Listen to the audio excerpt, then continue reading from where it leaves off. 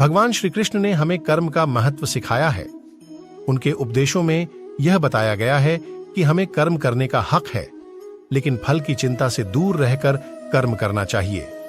यहां तक कि वह कहते हैं, कर्मण्येवाधिकारस्ते मां फलेषु कदाचन, यानी कि हमारा कर्तव्य है कर्म करना, लेकिन फल की आकांक्षा नहीं करनी चाहिए। उन्होंने जीवन के उद्देश्य को स्पष्ट रूप से बताया है।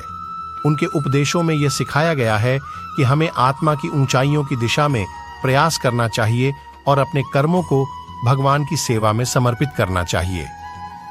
भगवान श्री कृष्ण का उपदेश भक्ति के मार्ग की महत्वपूर्णता को भी बताता है। वे कहते हैं कि भगवान के प्रति प्रेम और श्रद्धा से ही हम उनके पास पहुंच सकते हैं। भगवान श्री कृष्ण के उपदेशों से हमें जीवन में सही मार्ग पर चलने के लिए प्रेरणा मिलती है। उनका संदेश है कि हमें समस्याओं का सामना करते समय भी निरंतर आगे बढ़ते रहना चाहिए और कभी भी हार नहीं माननी चाहिए। इन सब उपदेशों के माध्यम से भगवान श्री कृष्ण हमें उन्नति, सफलता और आध्यात्मिकता के प्रति प्रेरित करते हैं और हमें एक सही और धार्मिक जीवन जीने की मार्गदर्शन करते हैं। आपके जीवन में समर्पण और प्रेरणा से भरपूर लम्हे आने चाहिए और यह आपकी सोच और क्रियाओं से शुरू होते हैं। जब भी आप मुश्किलों का सामना करें तो उन्हें अवसर के रूप में देखें, न कि विफलता के। जीवन में सफलता पाने के लिए आत्मविश्वास और मेहनत का महत्वपूर्ण रोल होता है। आपकी क्षमताओं में विश्वास रखें और संकेतों को नकारने की आदत डालें। अपने लक्ष्यों को स्पष्ट रूप से देखें और उन पर केंद्रित रहें। जीवन के हर क्षेत्र में प्रगति के लिए संकल्पित रहें, चाहे वो शिक्षा, करियर या व्यक्तिगत विकास हो। मानवता में दिल से सेवा का भावना पालें।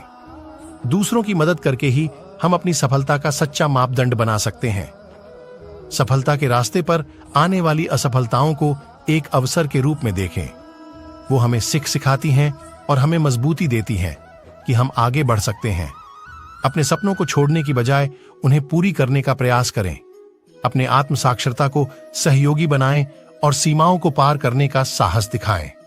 आखिरकार, सफलता का मार्ग थोड़ा चुनौतीपूर्ण हो सकता है, परंतु आपकी मेहनत, संघर्ष और सही मार्गदर्शन से आप उसे पाने में सफल हो सकते हैं। आपका मानसिकता और प्रतिबद्धता आपके लक्ष्यों की दिशा में महत्वपूर्ण है। आपका प्रयास निश्चित रूप से आपको उन ऊंचाइयों तक पहुंचाएगा जो आपकी मेहनत और संघर्ष का परिणाम है। भगवद गीता के अनुसार मनुष्य का कर्तव्य अपने कर्म करना है, बिना फल की चिंता किए। यह दिखाता है कि हमें अपने कर्मों में निष्ठा रखनी चाहिए और फल की आकांक्षा से मुक्त रहनी चाहिए। यदि हम अपने कर्मों में निष्ठा रखते हैं तो सफलता आपने आप पीछे आएगी। गीता में यह भी बताया गया है कि हमें अपने कर्मों के फल को स्वीकार करना चाहिए, चाहे वो सुख हो या दुख। हमें जीवन की हर परिस्थिति का सामना धैर्य से करना चाहिए और इसे एक अवसर के रूप में देखना चाहिए जो हमें आगे बढ़ने का मार्ग दिखा सकता है। गीता में उपदेश दिया गया है कि हमें अपने आत्मा को जानना चाहिए। यह बताता है कि हमारी आत्मा शरीर से अद्वितीय है और इसकी महत्वपूर्णता को समझकर हमें आत्मा के मार्ग पर चलना चाहिए। भगवद गीता का यह संदेश है कि हमें अपने दर्शनीय मित्रों, परिवार और समाज में धर्मपरायण रहना चाहिए। धर्म का पालन करने से ही हम एक समृद्ध और सुखी जीवन जी सकते हैं। इस तरह से भगवद गीता हमें उन्नति, सफलता और आत्मा की महत्वपूर्णता के बारे में प्रेरित करती है। ये हमें सही मार्ग पर चलने के लिए प्रेरित करती है और हमें जीवन की अगली परिकल्पना में आगे बढ़ने के लिए मार्गदर्शन प्रदान करती है।